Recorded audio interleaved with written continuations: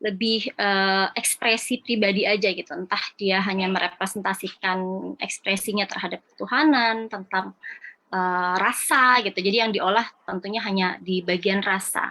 Namun kalau fungsi sosial itu lebih ke ada apa ya, pemaknaan terhadap lingkungan gitu. Ada pesan-pesan isu sosial yang mau diangkat seperti itu. Dan kalau kita desainer biasanya memang lebih cenderung khusus interior ya, atau arsitektur, atau mungkin desain fashion itu kaitannya ke fungsi fisik karena digunakan, dipakai. Walaupun satu sama lain ini sebenarnya bisa saling beririsan, jadi tidak hanya pisah-pisah gitu ya, tapi bisa saling beririsan. Dan sebenarnya di sini sebenarnya ketika kita ngomongin karya dan identitas diri gitu ya, intinya sih ketika itu diberikan, karya kita diperlihatkan atau diberikan kepada publik, maka itu tujuannya sebenarnya sama, untuk dilihat orang, to be seen gitu. Maka bagaimana caranya agar karya kita itu bisa dilihat sama orang. Nah, next. Nah, terkait dengan identitas diri untuk dilihat tadi, ya sebenarnya sih apa sih tujuannya kita untuk dilihat? Sebenarnya ini merupakan satu bentuk upaya pertahanan hidup atas individu. Kita balik mundur tentang hidup manusia dulu ya. Jadi ketika kita berada di satu kelompok, tentunya ada yang sifatnya persaingan-persaingan gitu ya. Fungsinya apa ya? Untuk survive di antara manusia lain. Dan termasuk juga si identitas ini ya, fungsinya sebagai pembeda di antara individu ini. Nah, identitas ini pun dipengaruhi oleh makna-makna simbolik terhadap benda atau material. Jadi ada hubungannya antara individu kita sebagai yang menggunakan atau yang membuat dengan material. Seperti itu. Dan ini terkait dengan identitas diri itu yang untuk dilihat itu, jadi menjadikan bahwa si material ini ada kaitannya tadi ya, saya bilang tentang material dengan individu, maka ada pemaknaan inilah saya untuk menunjukkan status sosialnya. Makanya kenapa identitas itu menjadi penting di sini, untuk menandai siapa saya, siapa Anda gitu, dan berada di golongan mana di dalam masyarakat. Sehingga antara material dan sosial ini saling berhubungan erat. Jadi ini semua sangat berelasi ya, jadi kita nggak bisa memisahkan kita dengan material, tapi ternyata sangat berelasi yang sangat kuat dengan identitas diri itu. Bisa jadi misalkan kalau dalam kehidupan sehari-hari ya, kita pakai baju apa, sehingga menunjukkan kita berada di golongan apa misalnya, atau barang apa yang kita pakai, misalnya mobil kah, atau bahkan misalnya tempat berlibur gitu ya, itu pun sama gitu ya. Jadi ketika pemilihan yang kita gunakan itu akan membedakan kita dan menunjukkan kita berada di golongan mana. Nah, itu terkait dengan satu sosial. Jadi ada makna secara simbolik di situ. Oke, next. Nah, oleh karena itu di sini istilahnya selera menentukan kelas gitu ya. Jadi terkait dengan gaya hidup.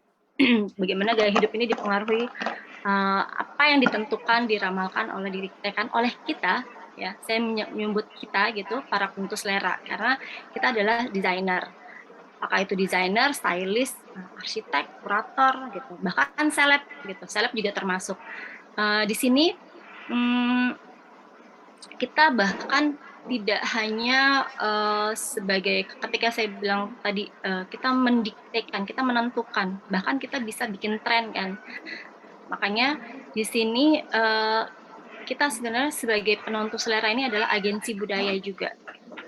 Bagaimana desainer itu tidak hanya ngomongin tentang fungsi, misalkan gitu ya, ada kebutuhan, lalu ada kebutuhan, kemudian kita mencari solusi atas kebutuhan-kebutuhan, tapi bisa jadi kita yang menciptakan kebutuhan tersebut, gitu. Kita yang menciptakan bahwa ini butuh loh, gitu.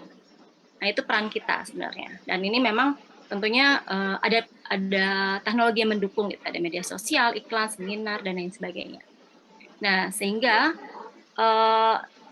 ketika balik lagi ngomongin identitas ya, bagaimana kalau Bordi bilang to have is to be gitu. Jadi ketika kita memiliki identitas tertentu, maka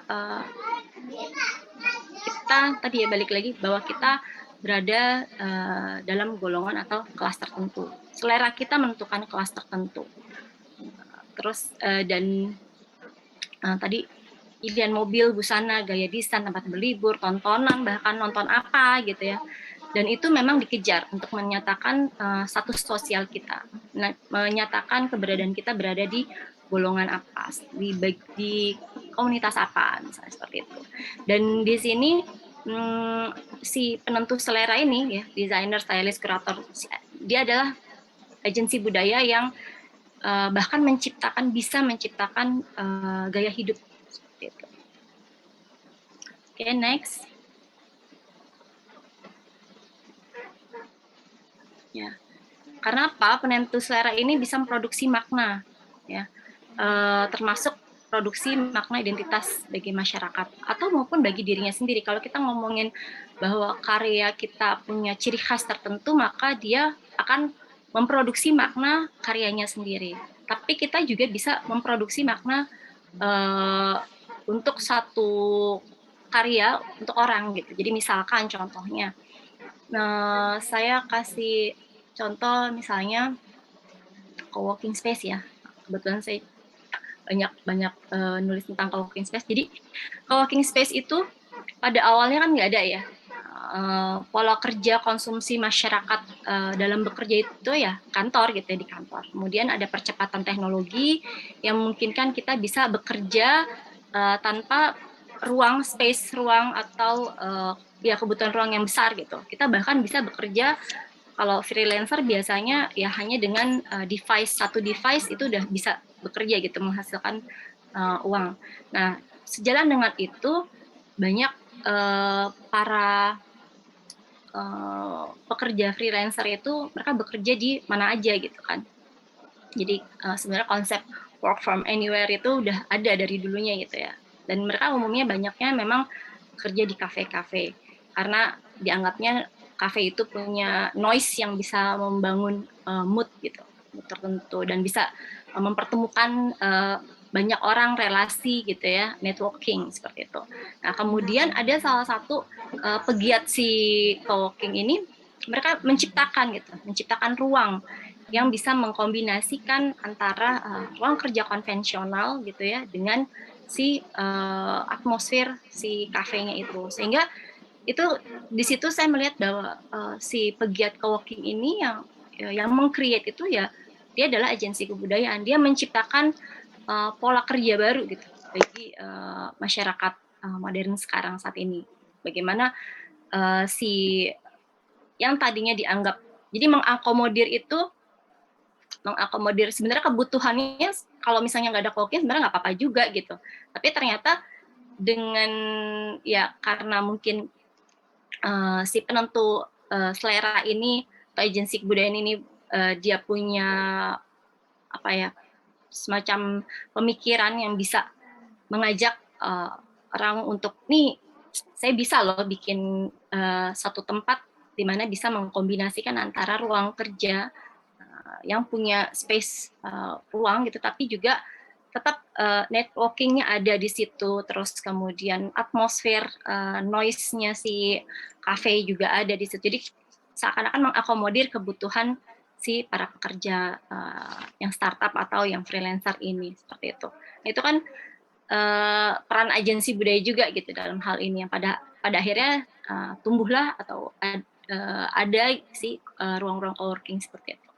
Nah, di sini itulah perannya si agensi kebudayaan. Artinya kita sebagai desainer itu ya adalah agensi kebudayaan. Bagaimana kita bisa menentukan kita bisa menentukan atau memproduksi satu makna tertentu. Nah, dalam hal ini, terkait dengan hal ini, identitas itu tidak pernah tetap ya. Jadi identitas itu selalu berproses. Dia nggak pernah bersifat tunggal. dia bahkan bisa bersifatnya ganda atau berubah-ubah. Jadi bergantung pada narasi apa yang mau diciptakan, di mana, kapan, dan untuk apa. Jadi sehingga sebenarnya identitas itu nggak pernah ada yang asli.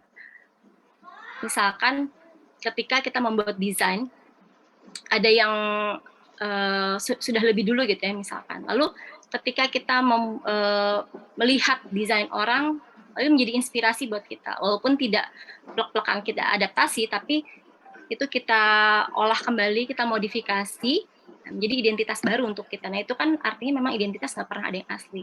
Nggak ada identitas yang otentik, bahkan identitas kultur kita aja, entah Sunda, Jawa, dan lain-lain itu nggak ada yang benar-benar tunggal otentik miliknya. Oh ini misalnya rumah joglo gitu ya. Ini pure produksi dari Jawa, dari Jogja gitu ya. Padahal kalau kita bedah lagi itu banyak campuran, ada apa namanya pengaruh-pengaruh dari kebudayaan yang lain gitu. Sehingga memang identitas nggak pernah ada yang asli. Namun identitas itu memang diperlukan buat kita tadi balik lagi untuk apa? Untuk survive supaya kita menjadi punya pembeda di antara individu-individu yang lain. Seperti itu. Nah, ketika saya bilang identitas ini terus berproses, jadi paham ya bagaimana ketika kita membuat satu ciri khas tertentu, kita membentuk atau memproduksi identitas kita, tentunya nggak pernah lepas dari identitas yang lain. Dan bisa aja berubah gitu. Karakter desain pun juga berproses ya, berubah gitu. Kita bisa mencari jati diri kita, dalam tanda kutip jati diri kita tuh mana yang memang relate dengan karakter kita, misalnya seperti itu. Misalnya kayak contohnya nih, kayak misalnya Avandi misalkan. Ketika dulunya Avandi sebelum menjadi ekspresionis, ya dia tetap bisa membuat sketsa yang sangat realis gitu. Tapi kemudian dia sejalan dengan pengalaman hidupnya dan pengalaman dia di mana-mana gitu ya. Lalu kemudian dia mulai ada istilah pencarian jati diri. Bagaimana dia mau karya saya harus beda. Saya harus punya makna apa. Jadi kita memaknai kembali diri kita sehingga memunculkan jati diri kita. Sehingga dia sekarang bisa menjadi karya-karyanya karakter ekspresionis dengan gaya yang khas gitu, yang plotot langsung dari tube-nya itu. Jadi nggak ekspresionisnya dia tidak menggunakan kuas, tapi langsung dari tube-nya misalnya seperti itu. Jadi tetap ada proses di situ. Jadi diri Avandi yang sekarang tidak lepas juga dari pengalaman hidupnya dia yang identitas atau jati diri dia yang lama. Oke, next. Nah, ini polanya. Ini polanya, ini saya buat sebenarnya bagian ini untuk bagaimana kita ya, kita sebagai desainer untuk menentukan karya kita harusnya seperti apa sih, bagaimana sih cara kita mempunyai identitas diri untuk dilihat tadi. Tentunya di sini ada, kita harus bisa melihat pasar juga ya, oh industri butuhnya apa ya, jadi kita harus lebih jeli untuk melihat kebutuhan yang sebenarnya nggak dibutuhin banget gitu ya, tapi kita jeli untuk ini kayaknya dibutuhin nih, seperti itu. Terus kemudian idealisme kita, tentunya masing-masing orang punya idealisme tertentu ya, walaupun misalkan itu misalnya terinspirasi dari orang lain, ya nggak ada masalah gitu, tapi memang itu prosesnya seperti itu. Lalu dengan kita bisa mengkombinasikan antara si industri, kebutuhan di luar sana itu seperti apa, lalu idealisme kita bagaimana. Sehingga muncul ini bisa, kalau yang sifatnya ekspresi pribadi itu benar-benar pure idealisme, tapi kalau misalkan kita ada tujuannya untuk industri, untuk keluar, untuk digunakan orang lain, tentunya harus bisa beririsan gitu antara si idealisme kita sebagai ekspresi pribadi kita, karakter kita, lalu menghasilkan karya yang dibutuhkan oleh pasar, gitu. Walaupun kebutuhan itu kita yang menciptakan. Oke, next. Nah, ini salah satu contoh aja ya, ada proses perubahan. Ini mungkin teman-teman pada tahu semua ya, bagaimana iMac itu berevolusi. Tapi di luar dari bentuk ini, kita bisa mempelajari sebenarnya bagaimana dia selalu bisa menjadi yang seleranya selalu paling atas gitu. Selalu dia bisa memosisikan produknya menjadi produk yang levelnya di atas gitu. Selain karena harganya yang memang mahal, tapi worth it gitu. Kenapa ya? Bagaimana proses dan polanya itu? Mungkin tadi yang kalau sebelum Pak Deddy Wahyudi membicarakan tentang bagaimana Labo membuat programming gitu ya. Itu yang menjadi ciri khasnya Labo gitu. Bagaimana mereka membuat programming, konsepnya seperti itu. Itu adalah cara Labo membuat jadi ciri khas Labo membuat karyanya gitu. Dan ini sama seperti yang dilakukan oleh iMac. Bagaimana sih prosesnya sehingga dia bisa selalu menjadi brand nomor 1 lah kira-kira seperti itu. Walaupun kalau kita lihat sekarang banyak sekali saingannya ya, yang kalau kita hanya ngomongin soal bentuk, ya banyak yang bentuknya menyerupai produk-produknya Macintosh, tapi tidak menjadikan dia juga menjadi kalah gitu. Dia tetap bisa menjadi yang paling atas untuk selera gitu, selera. Oke, next. Ini tadi saya udah mention sedikit tentang Avandi dan ini ada tambahannya tentang Picasso. Bagaimana secara bentuk memang ada karakter, tapi prosesnya tidak begitu aja. Saya mau bentuknya begini, tiba-tiba gitu ya, tiba-tiba terjadilah karakter dari karyanya, tidak. Tapi semua ada prosesnya gitu. Perubahan-perubahan untuk memiliki jati diri, karakter, identitas itu ada prosesnya. Dan itu tidak bisa dalam waktu singkat ya sebenarnya. Jadi ada pengalaman, ada wawasan-wawasan yang memang harus didalami dulu gitu, sehingga muncullah seperti ini. Kalau kita lihat karya Avandi di sini misalnya, walaupun dia seakan-akan coretan-coretan, tapi kita bisa melihat secara bentuk gitu ya. Nah itu kan tidak mudah.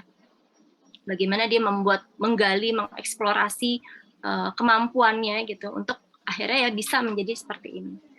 Lalu Picasso pun juga bagaimana kubisme yang dia tawarkan ya, sebelumnya kan Picasso nggak langsung jadi kubisme kan. Sebelumnya dia membuat karya-karya yang memang sama seperti seniman lain gitu ya. Dia bisa menggambar bentuk secara realis. Ya, kemudian sampai pada akhirnya ini sebenarnya juga terkait dengan terkait dengan kondisi sosial politik juga sih pada masanya. Jadi kalau kita ngelihat karya-karya seniman besar gitu ya, atau desainer terbesar, Bauhaus misalnya contohnya gitu ya, karya-karyanya ketika secara bentuk, kita pasti ngeliatnya hanya secara bentuk visual aja, tapi prosesnya bagaimana bentuk itu terjadi itu tidak lepas dari keadaan sosial politik pada masa itu. Seperti itu. Oke, next. Ini juga salah satu contoh ya, Lulu Lutfi Labibi. Dia juga punya ciri khas ya, identitas, walaupun sekarang juga sudah mulai banyak yang mencoba menggarap eksplorasi kain tenun lurik, tapi memang diawali dengan Lulu Lutfi yang mencoba dia melihat awal mulanya kain lurik ini kenapa kok nggak bisa susah gitu ya untuk atau jarang sekali desainer fashion membuat karya-karya fashion dari tenun lurik. Nah, kemudian dia mulai bereksplorasi dengan materialnya. Oh, ternyata materialnya sulit. Terus dia mulai dengan potongan-potongan. Nah, tapi pada akhirnya itu proses eksplorasi itu, metode berkaryanya bahkan gitu ya. Kalau tadi kita ngomongin Labo, sebenarnya itu yang tadi Pak Deddy sampaikan itu sebenarnya metode berkarya gitu, metode proses berkaryanya, design thinkingnya gitu.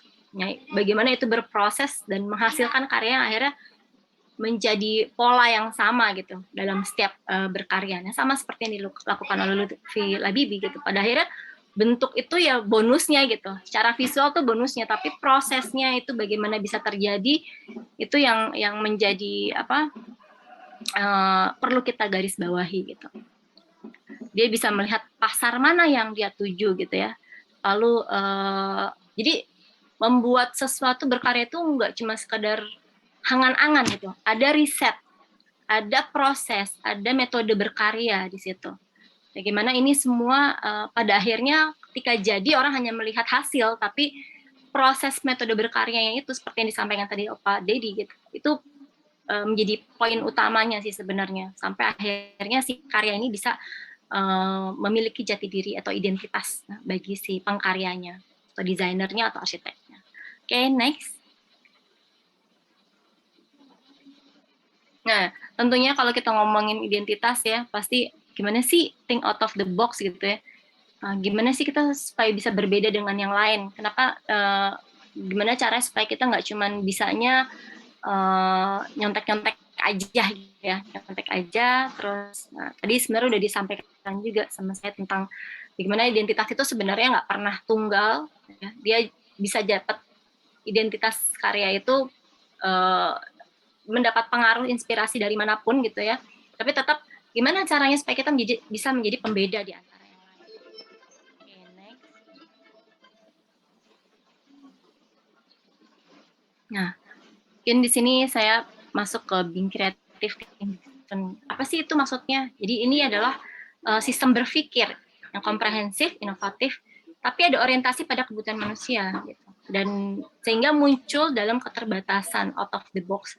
Nah, ini sebenarnya kalau ketika kita berorientasi pada kebutuhan manusia, sehingga orang mau menggunakannya gitu ya. Ini kaitannya dengan riset ya. Jadi riset itu menjadi penting. Sebelum kita berkarya tuh yang perlu pertama kali kita lakukan adalah riset dulu. Riset apa sih yang akan kita buat? Kemudian kebutuhan apa yang orang belum ada bahkan gitu. Jadi ketika saya ngomongin tadi kita adalah penentu selera gitu ya, kita ada agensi kebudayaan ya. Itu peran kita di situ. Bagaimana kita meriset bukan apa yang dibutuhkan, apa sih kebutuhan yang belum ada gitu. Itu bisa sangat bisa sekali seperti itu. Sehingga kita bisa menjadi punya karya yang memang inovatif gitu, yang beda. Karena kalau misalkan hanya melihat kebutuhan apa yang sudah ada, biasanya kalau kebutuhan yang sudah ada kan berarti memang mungkin sudah ada juga yang bikin gitu. Tapi kalau kebutuhan apa yang belum ada, yang ternyata itu bisa menjadi satu kebutuhan gitu ya, kita menciptakan, memproduksi kebutuhan, nah itu yang bisa membuat karya kita menjadi seakan-akan inovatif gitu, jadi berbeda. Oke, next. Nah, manusia itu terlahir sebenarnya memiliki potensi yang berpikir kreatif. Jangan banyak orang berpikir, oh saya tuh nggak kreatif, nggak juga gitu. Padahal manusia itu punya potensi untuk berpikir kreatif berdasarkan kemampuannya. Jadi sudah dilahirkan dengan potensi skill yang beda-beda. We are born person gitu ya. Karakter kita itu apa? Entah itu baik atau buruk, tapi sebenarnya itu adalah potensi yang bisa kita olah lagi, yang bisa kita gali dengan pengalaman yang tentunya pengalaman menjadi penting ya. Nah, sehingga potensi itu ketika digali dan dilatih itu menjadi salah satu bekal kita gitu untuk membuat sesuatu yang sifatnya kreatif. Oke, next.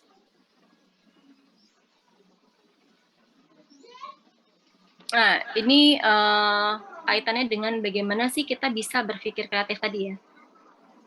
Oke, di sini sebenarnya saya masuknya lebih ke desain ya, lebih ke desain karena ngomongin tentang problem solving. Nah, desain itu kan memang adalah satu bentuk solusi dari masalah-masalah gitu ya. Nah, kenapa tadi saya katakan bahwa kita harus butuh riset loh kita gitu. Masalah apa sih yang butuh diselesaikan? Lalu kemudian ada istilah form follow function. Mungkin teman-teman semua udah pada tahu ya. Form follow function. Bagaimana ketika kita mencoba untuk memecahkan masalah, mencari solusi, desain atas solusi ini yang paling utama adalah fungsinya dulu gitu. Untuk apa sih gitu, kita membuat satu karya ini? Walaupun nanti ada istilah baru lagi bagaimana form become important gitu ya, bahwa walaupun form follow function, tapi kemudian form itu menjadi penting juga gitu, karena itu yang bisa menjadikan kita punya satu karakter identitas atau ya dilihat orang tadi seperti itu. Nah ini masalah-masalah ini kemudian menjadi kita bisa merepresentasikan apa sih kebutuhannya, kita bisa merepresentasikan apa yang dibutuhkan manusia atau klien atau masyarakat global pada umumnya seperti itu. Ya, ini sebenarnya salah satu contoh saya bikin bagan untuk mata kuliah tertentu ya. Bagaimana pada akhirnya si konsep kita ini merepresentasikan satu karakter tertentu, menciptakan karakter tertentu, gitu ya. Atau kalau misalnya kita berkarya untuk klien kita adalah brand tertentu, ya tentunya bagaimana si brand ini bisa terrepresentasikan. Dan untuk bisa membuat representasi ini sangat membutuhkan modal dan referensi itu tentunya. Jadi kita nggak mungkin desainer itu sebenarnya nggak bisa bekerja secara intuitif ya. Intuitif itu perlu, tapi hanya sepersekian gitu ya. Rasa itu sangat perlu gitu, tapi kalau untuk desainer itu rasa itu harus dikombinasikan dengan logika gitu. Makanya harus ada riset tadi. Oke, next.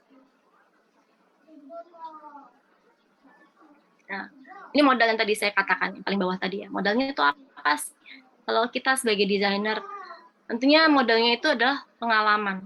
Pengalaman tuh nggak bisa cuman ngelihat di layar ya. Mungkin kalau generasi sekarang nyari-nyari tugas udah mudah ya, hanya melihat di layar. Tapi ternyata tidak begitu. Kita harus tetap perlu kok jalan-jalan untuk melihat langsung, untuk merasakan langsung. Jadi bagaimana ketika misalnya kamu ngelihat misalnya desain hotel gitu ya, hotel mewah bintang 5, searching aja gitu ya di internet. Itu tampilannya hanya visual aja, tapi kita nggak bisa ngerasain. Beda dengan ketika kita datang langsung, kita merasakan atmosfernya, oh ternyata dimensinya seperti ini ya, kalau hotel bintang 5 itu, oh ceilingnya begini, oh kan bebauannya begini gitu. Suaranya ada suara-suara lain gitu, jadi ada soundscape-nya misalnya. Oh, terus bisa megang materialnya. Oh, ternyata materialnya bertekstur seperti ini. Lightingnya kita bisa merasakan. Jadi, itulah pentingnya kita punya pengalaman untuk berpergian gitu ya. Jadi, kalau pesan saya, kalau untuk teman-teman di sini, khususnya mahasiswa ya, kalau misalnya mau menjadi desainer itu ya tidak bisa hanya duduk di kamar aja gitu sambil searching, browsing, itu nggak bisa. Tetap harus jalan. Tetap harus melihat untuk merasakan gitu. Atmosfernya gimana sih, spatial experience-nya bagaimana. Nah itu kan harus dihadirkan secara nyata gitu, jadi nggak bisa kalau kita hanya browsing-browsing di internet. Ya, itu yang pertama tentang pengalaman. Kemudian ada cultural knowledge dan filosofinya gitu. Apa sih itu maksudnya? Jadi kita tuh harus tahu, nggak cukup ya kalau misalnya kita mendesain itu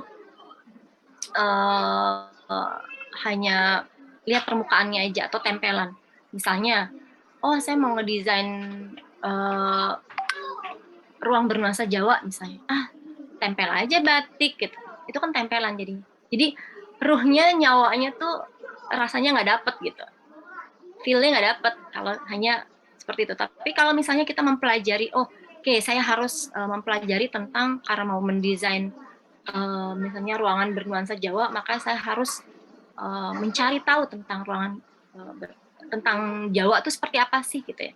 Oh, Jawa tuh karakter kebudayaannya begini, filosofinya apa. Jadi kita nggak sembarangan tempel seperti itu. Oh, jadi bahkan kalau kita mempelajari itu kita bisa tahu bagaimana rumah Jawa bahkan itu punya makna-makna simbolik secara layout misalnya gitu. Rumah joglo misalkan, apa sih itu pendopo maknanya? Oh, maknanya Paringgitan tuh apa? Senteng tuh apa gitu ya, dalam tuh bagaimana. Nah itu tuh semua punya makna-makna tertentu, sehingga ketika itu direpresentasikan dalam karya kita itu menjadi apa ya, menjadi masuk gitu aja gitu, biar ada nuansa, bukan begitu. Tapi bagaimana ketika kita mengetahui pengetahuannya secara mendalam, bisa mengetahui filosofinya, kita bisa lebih apa ya, karya kita memang menjadi menyatu gitu dengan apa yang diinginkan, seperti itu. Kemudian setelah tentang wawasan, kita juga perlu melihat alam, karena alam ini kan kalau katanya Plato kan sebenarnya seniman ini kan mimesis ya, mimesis hanya mengcopy dari alam, tapi memang benar alam ini adalah inspirasi yang baik gitu ya untuk kita lihat. Kenapa? Karena kalau kita lihat bentuk struktur aja gitu ya, tanaman misalnya pohon itu kan terdiri dari akar, batang, terus daun gitu ya. Itu kan sebenarnya adalah satu, kalau kita lihat itu fondasi rumah kan juga kayak gitu ya, ada akarnya sebagai fondasi. Struktur rumah, maksudnya struktur rumah. Ada akarnya, terus ada badan ini sebagai dindingnya gitu ya. Lalu daun yang rimbun misalnya sebagai atapnya gitu. Itu kan adalah satu bentuk yang kalau kita kaitkan, oh ya sama ya ternyata ya. Saya sempat juga waktu itu mahasiswa angkatan 2017 kalau nggak salah, saya agak lupa ya siapa. Jadi membuat meja tapi konstruksinya tuh mengambil inspirasi dari belalang. Itu menarik banget gitu ya. Itu kan sesuatu yang kita nggak nyangka, oh ternyata memang alam itu sangat bisa menjadi inspirasi buat kita gitu, khususnya untuk teknologi, karena memang kalau kita cermati satu persatu gitu ya, nggak ada habisnya sih sebenarnya bagaimana alam itu memberikan satu inspirasi secara teknologi buat kita ya. Kayak tadi ya konstruksi kaki meja dari belalang, oh ternyata konstruksinya bisa dijadiin buat bridgingnya beda-beda, bisa pendek, bisa tinggi gitu ya, itu karena ngambil inspirasi tekniknya dari belalang. Atau misalkan ada meja yang bisa diputar 360 derajat misalnya, dia ngambil inspirasi dari kepala burung hantu misalnya, seperti itu. Itu sangat-sangat bisa dimungkinkan kalau kita mau berpikir ya memang out of the box gitu. Jadi memang itu modal yang cukup penting ya. Lalu konteks dan konsep. Nah, konteks dan konsep ini disesuaikan dengan zamannya. Kita mau disesuaikan juga dengan lingkungan sekitarnya seperti apa. Gitu. Jangan sampai ketika kita bikin rumah mewah tapi berada di di satu kampung misalnya, yang akhirnya menjadikan itu menjadi ada social gap di situ. Nah itu juga perlu diperhatikan. Nah modal-modal ini kan sebenarnya basic banget gitu yang harus kita punya ya, sambil kita lakukan risetnya gitu. Mana sih yang paling tepat untuk karya kita seperti itu. Oke, next. Nah, ini quick tips aja ya. Flipping the problem over, play and pretend. Jadi kita harus lebih, kalau mau punya desain yang out of the box itu memang tentunya perlu fantasi ya, perlu imaji gitu, nggak terlalu kaku-kaku, jangan sampai kaku-kaku banget gitu. Artinya kita kalau udah kaku akan ada barrier-barrier yang membuat kita nggak bisa keluar dari box itu gitu. Itu menjadi penting juga. Kemudian baru ideas gitu, kita kumpulkan ide banyak-banyak gitu sebagai inspirasi kita. Lalu sleep on itu kita pikirkan beberapa hari kemudian gitu, baru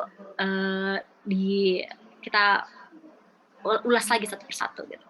Open mind tentunya, aware juga harus ngeh gitu ya dengan hal-hal yang di sekitar kita gitu. Terus means constraints, communing with nature, tadi udah dijelaskan juga, generate thoughts idea, kemudian views the ideas. Oke, lanjut. Tips aja ini. Next, oke. Ini contoh karyanya Alvin Tay disebut ya. Alvin Tay ini dia tentunya ada pencarian juga sebelumnya ya. Bagaimana akhirnya dia bisa membuat produk yang seperti ini ya. Dia mencoba untuk mengolah kembali dengan risetnya gitu ya, mengolah kembali teknik metode menganyam gitu ya. Karena kalau kita lihat di sini tidak semuanya dia menggunakan rotan, ada juga yang menggunakan material-material sintetis sebenarnya, disesuaikan dengan si produk ini akan ditempatkan untuk outdoor atau indoor seperti itu. Tapi artinya di sini Alvin membuat bentuk-bentuk ini sebenarnya selain dia mengusung kelokalan, ya, dia tuh sebenarnya mencari gitu ya, apa sih yang bisa menjadi pembeda produknya gitu di antara yang lain. Ketika semua mungkin desainer itu selalu memiliki perspektif secara barat gitu ya, ketika kita selalu mengacu apa-apa dari barat ya, pada akhirnya kita ya udah jadi sama aja seperti yang lain. Tapi bagaimana kita bisa bersaing secara global, ya adalah kita harus menampilkan sesuatu yang beda, jadi diri kita gitu. Apa sih yang kita punya? Oh, Indonesia kaya akan rotannya, Indonesia kaya akan bambunya misalnya. Nah, itu yang perlu kita angkat gitu ya. Tidak hanya materialnya, tapi apalagi ya gitu. Oh, teknik menganyam itu sangat tradisi turun temurun. Makanya kenapa tadi saya bilang cultural knowledge itu menjadi penting. Bagaimana kita harus tahu harus punya pengetahuan terhadap kekayaan yang kita punya sebenarnya gitu, daripada kita ngelihat tetangga gitu ya, yang tetangga punya negara lain. Kenapa sih kita nggak ngeliat apa yang kita punya dulu gitu, baru kita melihat ke sana gitu. Tapi di sini Alvin itu tidak hanya melihat apa yang dimiliki, tapi tentunya dia punya pengetahuan-pengetahuan lain gitu. Misalnya kalau kita lihat di sini secara desain sebenarnya juga modern ya, kontemporer gitu ya. Ada yang sifatnya kayak futuristik seperti itu. Jadi memang pengetahuan itu juga menjadi penting. Mungkin dia juga punya inspirasi pengaruh-pengaruh dari desainer-desainer luar juga, tapi bagaimana supaya dia bisa bersaing. Dan memang kalau kita hanya mengandalkan apa yang kita punya itu juga masih kurang ya. Karena kalau kita lihat pasar dunia, tentunya mereka pun akan lebih melirik secara bentuk-bentuk yang ya ada prinsip desainnya lah gitu, ada komposisinya, kita bermain komposisi, nirmana, seperti itu ya. Prinsip-prinsip desain itu tetap digunakan, tapi juga dikombin dengan material yang dipunya, teknik lokal juga diterapkan. Seperti itu. Oke, next. Nah, ini punya Santai ya, Santai Furniture. Santai Furniture ini bahkan yang punya juga bukan orang lokal padahal ya, tapi dia tertarik dengan kelokalan kita gitu. Bagaimana dia mencoba lagi bentuk-bentuk ini sebenarnya bentuk-bentuk jengki ya. Terus tapi dengan lokal yang dipunya, kayunya gitu ya, materialnya, anyamannya, sehingga terciptalah Company Belanda. Ini pun juga sama kayak Alvin, bagaimana supaya karya ini bisa bersaing di area global. Bersaing itu artinya tetap diminati mata pasarnya, pasar luar gitu, tapi dia punya pembeda, punya identitas, punya karya yang bisa ditandai gitu, sehingga orang melihat sesuatu yang beda, yang lain. Oh iya, menggunakan material lokal aja gitu. Oh iya, menggunakan teknik lokal aja gitu. Walaupun secara bentuk sebenarnya ini bentuk-bentuk kalau launch pasti kan secara ergonomi dan bentuk itu ya tentunya secara internasional udah ada gitu ya. Dan bentuk furniture ini kan juga dari zamannya Art Deco juga sudah ada. Nah, artinya tidak dapat dipungkiri juga bagaimana kita harus punya wawasannya jadi double ya. Jadi nggak cuma wawasan tentang prinsip-prinsip desain di luar, juga harus punya wawasan lokalnya itu harus seperti apa. Oke, next. Nah, ini Omah, ini punyanya Pak Rio nih. Kita lihat Pak Rio tuh juga dia eksplorasi dengan bentuk-bentuk pencarian jati dirinya juga ada bentuk-bentuk yang diolah terus menerus ya. Mungkin awalnya dia kejawaan gitu ya, misalnya terlalu lokal gitu, menggunakan material lokal itu sebagai dasarnya. Tapi kemudian dia mulai mencari apa ya yang bisa saya tawarkan agar saya beda gitu dengan yang lain. Ada pencarian bentuk di situ. Kalau kita lihat detail-detailnya ya, jadi nggak hanya material lokal ataupun bentuk-bentuk yang secara teknik menggunakan teknik lokal, tapi juga ada bentuk-bentuk yang diolah supaya dia juga menjadi pembeda. Kalau kita lihat di sini ya, garis outline-nya yang beberapa karyanya menggunakan garis outline yang menerus seperti ini gitu, sesuai, dan bahkan logonya pun juga mirip-mirip kayak gitu. Logonya juga dia mau merepresentasikan karakter identitas dirinya sini, Omah ini. Gitu. Oke, next. Nah, ini karyanya Pak Singgi. Nah, untuk Pak Singgi ini menarik ya. Kalau kita lihat secara desain, ini komposisi desainnya tuh, prinsip desainnya mirip sekali dengan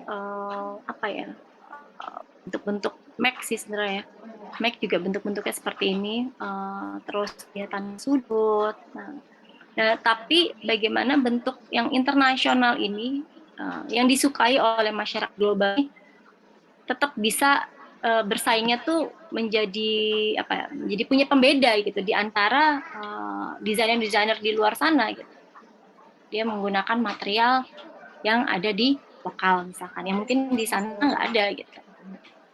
Terus kemudian beberapa selain material lokal juga, tapi ada narasi. Nah, Pak Singgi ini menariknya produk-produk yang dikeluarkan itu dinarasikan, dikaitkan dengan kelokalan Indonesia gitu, misalnya kultur yang tradisi yang kita punya. Nah, narasi itu juga menjadi penting untuk disampaikan ke publik tentang karya kita, menjadi penting juga.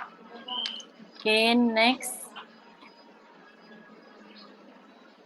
Nah, ini Pak Andi Rahman ya. Sama Pak Andi Rahman ini juga punya karakter, punya ciri identitas ya. Bagaimana si Bata atau saya juga bermain rooster gitu ya. Dia bahkan menciptakan sesuatu ya. Metode dia membuat dinding ini itu bahkan dirumuskan gitu. Dia membuat kemudian dari hasil risetnya dia rumuskan gitu. Dia rumuskan menjadi satu bentuk pola metode dia dalam membuat karya gitu ya, khususnya untuk dinding, entah itu menggunakan batu bata ataupun menggunakan rooster. Ini menarik sekali. Jadi memang untuk punya identitas karya yang berciri khas, identitas diri itu memang hanya berproses. Pernah ujuk-ujuk kita langsung ada atau mengada-ngada itu nggak ada. Jadi selalu prosesnya itu diawali dengan riset, apa kebutuhannya, apa yang belum ada. Gitu. Jadi itu terus digali sampai bisa seperti ini kan, tidak langsung ujuk-ujuk ada gitu, tapi ada polanya yang berkembang gitu ya, bahkan menjadi satu metode gitu, seperti yang tadi dilakukan oleh Labo ya. Oke, next. Nah, ini sebenarnya pertanyaan saya juga sih, waktu itu saya sempat diskusi waktu itu sama Pak Rio waktu di Jogja ya, tentang kalau arsitek tuh langsung ketahuan loh gitu ya karyanya. Oh, ini udah pasti karya Andi Rahman misalnya. Oh, ini ciri khasnya Andra Matin kayak gini gitu ya. Terus kalau fashion juga gitu ya. Oh, ini karyanya Lutfi, ini pasti kelihatan gitu. Untuk produk furniture kayak Alvin juga kan ketandain gitu ya. Nah, bagaimana dengan desainer interior? Pada akhirnya kenapa sih desainer interior ini, mungkin ini refleksi dan pertanyaan buat kita semua ya, atau mungkin kalau ada teman-teman yang bisa jawab ya silahkan gitu. Kenapa sih desainer interior itu nggak bisa ditandai gitu? Oh, ini karya ruangnya si siapa misalnya, siapa, Bu Pak Rohadi misalnya, atau Bu Kayuni misalnya ya, atau siapa, ya itu kan kalau kita ngelihat desain interior itu bermainnya di ruang ya, tapi memang tidak selalu bisa ditandai untuk oh ini karakter ruangnya tuh ini banget gitu, desainer nama seseorang gitu misalkan, itu sampai sekarang saya masih bertanya-tanya gitu ya sama Pak Rio sih kemarin kita ngobrol gitu ya. Kecuali kalau misalkan ada produk furniture-nya dia yang ada di dalam situ gitu, ada furniture-nya dia yang custom yang ada di situ, dan si produk interiornya itu sudah punya ciri khas, punya karakter. Nah, itu baru ngeh gitu. Oh, ini kayaknya karyanya si Ning Omah nih, soalnya kelihatan dari furniture-nya misalnya kayak gitu. Nah, berarti apakah apa ya? Bagaimana si identitas, bagaimana kita sebagai desainer interior itu mesti seperti apa sih sebenarnya supaya nama kita sebagai desainer interior itu terrepresentasi dalam karya kita, apa selain produk furniture ya, maksudnya secara ruang tuh seperti apa. Nah, itu menjadi pertanyaan yang mungkin coba bisa saya lemparkan untuk teman-teman semua bisa refleksi terhadap pertanyaan ini. Saya rasa cukup itu aja, Bu Tantri. Terima kasih. Iya, terima kasih banyak kepada Ibu Ardianti Mata Ayu atas pemaparannya yang telah mengingatkan kita semua ya, bahwa ciri khas bisa menjadi sebuah bentuk dari karakter atau identitas pembeda antara individu, masing-masing individu. Bahwasanya material dan sosial saling berhubungan erat, pun seorang seniman, desainer, kurator dapat berperan sebagai agensi kebudayaan yang terus berproses dan berkembang dengan banyak cara ya. Salah satunya adalah memupuk banyak pengalaman dengan banyak melihat dan jalan-jalan. Nah, ini kepikiran jalan-jalan itu ke ruang minggunya karya Labu ya, Bu. Gokil. Oke, kita lanjut ya sekarang. Sebelum sampai ke sesi terakhir yaitu tanya jawab, kita masuk ke sesi ketiga dari narasumber kita, yaitu Bapak Rilrich Syarif. Sebelumnya izinkan saya untuk berbagi sedikit dengan pencapaian hidup beliau. Beliau melakukan pendidikan S1 Arsitektur di Institut Teknologi Bandung pada tahun 2000 hingga 2005. Kemudian dilanjutkan S2 Urban Development and Design University of New South Wales in Sydney, Australia pada tahun 2009 dari 2010. Dan pengalaman pekerja beliau ini di DP Arsitektur ala Singapura dan Urbania Indonesia pada tahun 2005 hingga 2007, di Foster Plus Partners tahun 2007 hingga 2009. Kemudian Rilrich Architecture Workshop atau RAW Architecture dari 2010 hingga sekarang. Kemudian ada pun beberapa penghargaan dan pengalaman kerja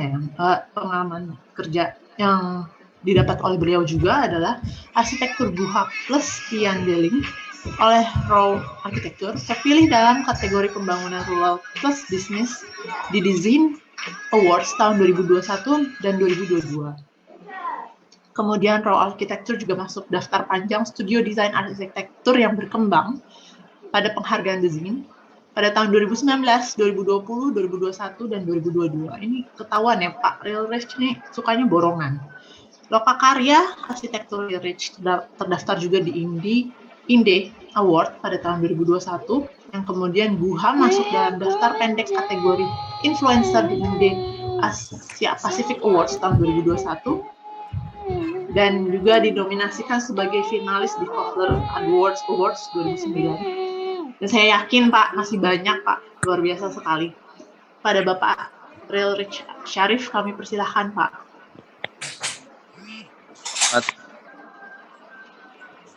Salam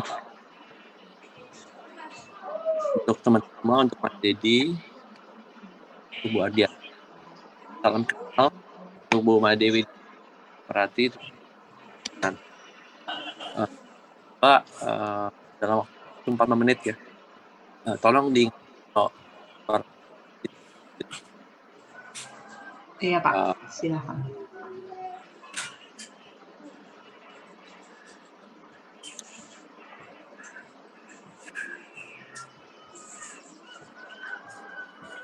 Mohon maaf Pak, suaranya mungkin agak belum terdengar. Halo. Kedengaran nggak? Ya, iya Pak, silakan Pak.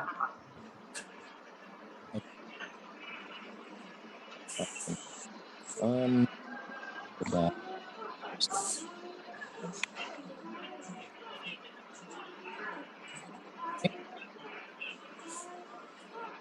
Oh.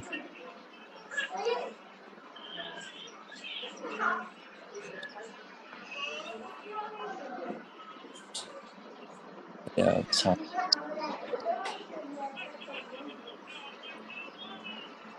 mulai.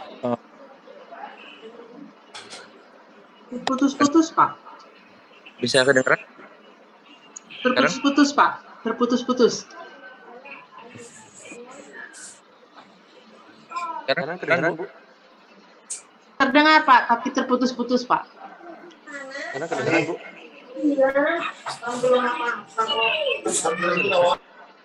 Dan sekarang bergaung, Pak. Sekarang kedengeran, Bu? Kedengeran, Pak. Jelas ya? Ya, silakan, Pak. Mohon saya dikasih tahu kalau misalnya tidak, karena vibe-nya nanti bisa putus.